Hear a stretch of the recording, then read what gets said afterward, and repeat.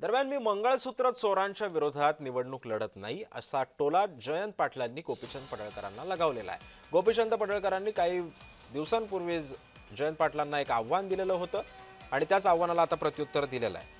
देशामध्ये वाचाळवीरांची संख्या खूप वाढली आहे। मी मंगळसूत्र चोरांच्या विरोधामध्ये लढत नाही, हा माझा प्रॉब्लेम आहे, पण मुद्दा वोट चोरीचा असून ज्या मतदारसंघात वोट चोरी झाली तिथं राजीनामा द्या आणि परत एकदा निवडणूक लढवा असं जयंत पाटलांनी स्पष्ट केलेलं आहे।